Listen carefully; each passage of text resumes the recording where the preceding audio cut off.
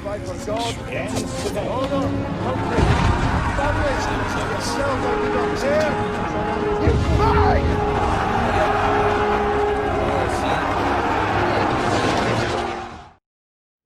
I do solemnly swear... April 30th, 1789. At the age of 57, George Washington takes the oath of office to become the first president of the United States of America. He represented unity. He represented the entire nation. The selection of George Washington was a natural one.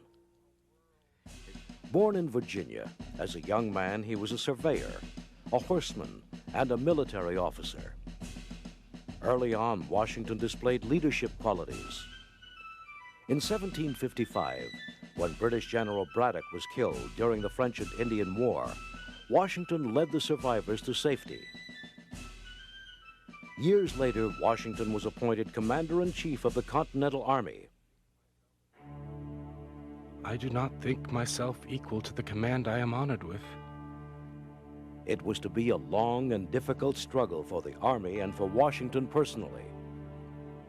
His troops were untrained and undisciplined, and early on they lost many battles.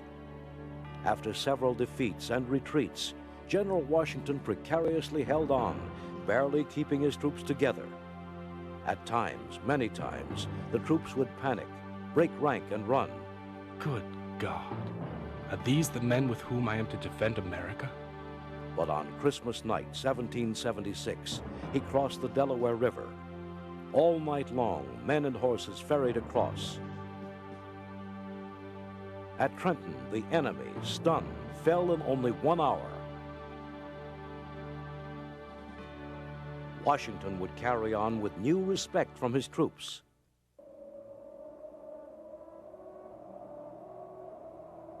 The following winter at Valley Forge brought new hardships. Bitter cold, lack of food, fear.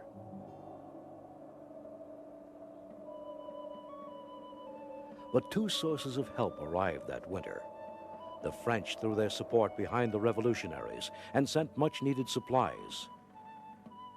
And Baron von Steuben arrived.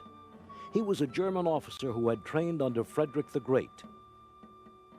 He whipped the American troops into shape, and when spring came, they were prepared to fight.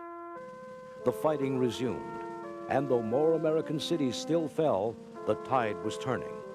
On October 19th, 1781, Lord Cornwallis's troops finally surrendered to Washington at Yorktown, Virginia. The war was effectively over. 2 years later, Washington rode triumphantly into New York to bid his troops an emotional farewell. With a heart full of love and gratitude, I now take leave of you.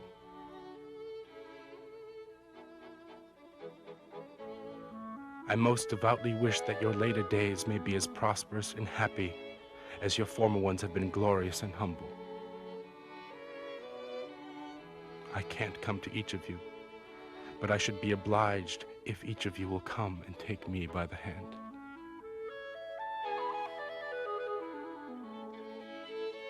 But handshakes were not enough. The general put his arms around the men and openly wept.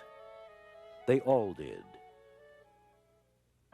Christmas Eve, 1783, he was reunited with his wife Martha and her 2 children at Mount Vernon, which by now had grown to a series of 5 farms and 4,000 acres of tobacco, wheat, and corn. Slavery had become essential to the agricultural economy of the South, but by this time, the North had banned the importation of slaves. 4 years later, Washington was once again called to serve his country.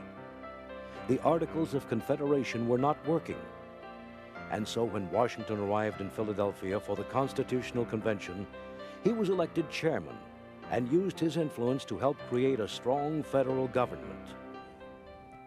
The new nation needed a president. There was only one logical choice. There was no campaign for Washington. He was elected unanimously by representatives of the states.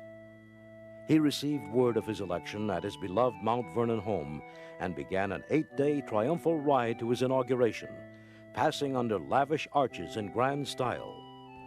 When George Washington became president, he was very self-conscious of the fact that he was the first president in the history of the world. Think about that.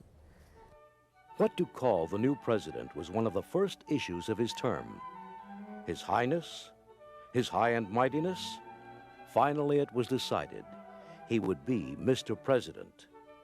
From this point on, everything he did set a precedent. The honor and dignity of the office was set by Washington. But within his cabinet, there was conflict, disputes over the unending question about the power of government. Treasury Secretary Alexander Hamilton hotly advocated a strong central government. Secretary of State Jefferson took the opposite side.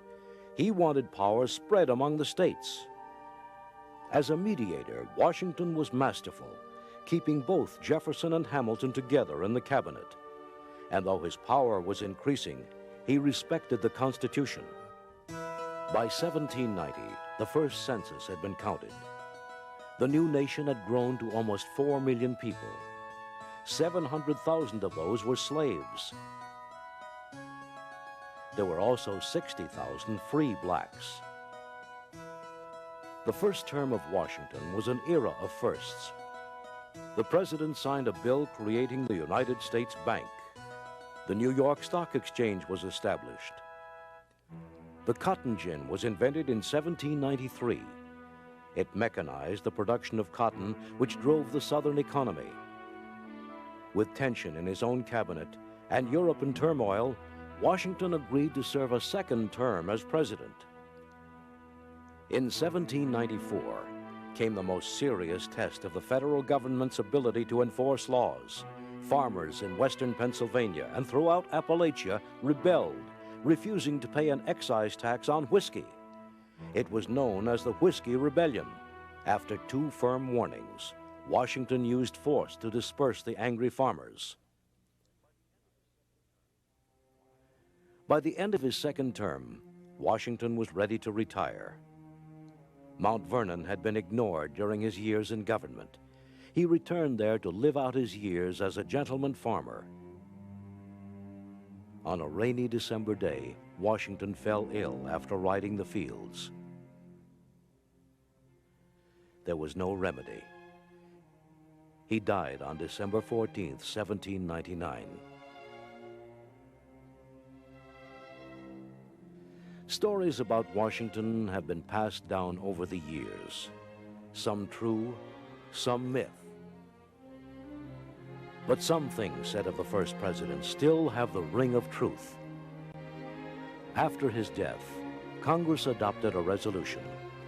It said Washington was a citizen, first in war, first in peace, and first in the hearts of his countrymen.